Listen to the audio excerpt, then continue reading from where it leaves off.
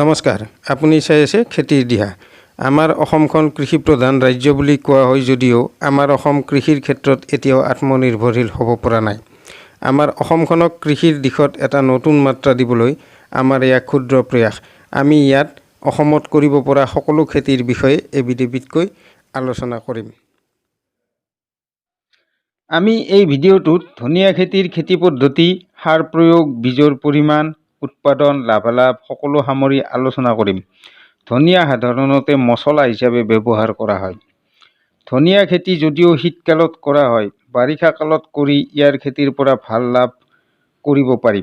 বাৰিষা কালত ইয়াৰ খেতিৰ সময় ৭৫ৰ পৰা ৮০ দিনৰ ভিতৰত হয়। বাৰিষা ধনিয়াৰ চাহিদা বেছি হয়, ফলত দামো অধিক পোৱা যায়।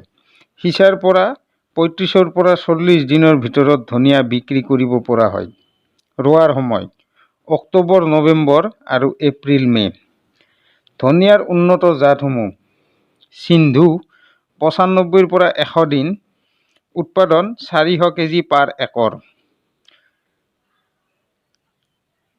চদনা ৯০ৰ পৰা ৯৫ দিন, ৫০০ কেজি পাৰ একৰ।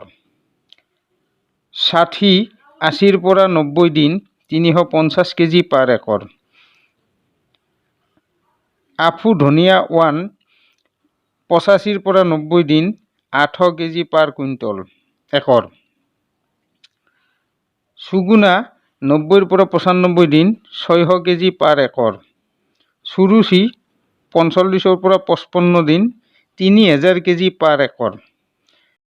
অসমৰ সকলো ধৰণৰ চৰকাৰী আৰু বেচৰকাৰী চাকৰিৰ খবৰৰ বাবে আপুনি আমাৰ ৱেবছাইট thejob365.com চাব পাৰে।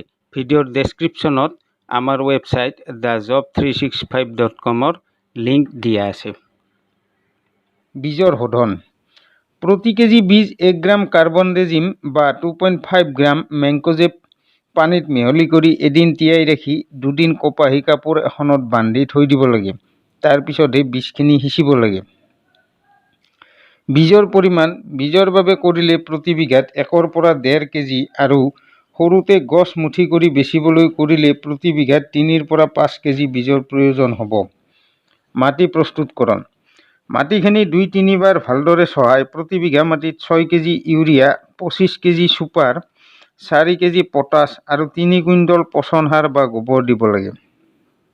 জলসিঞ্চন: বীজ সিঁচাৰ ৩০ দিন পিছত প্ৰথমবাৰ আৰু ফুল ফুলা সময়ত দ্বিতীয়বাৰ পানী যোগান ধৰিব লাগে। বাৰিষাৰ খেতিৰ বাবে বাৰিষা কৰিবলৈ মাটিডৰা পানী জমা নোহোৱা ওখ হ'ব লাগিব। পাৰিলে ওপৰত গ্ৰীণ শ্বেড নেট দিয়া ভাল।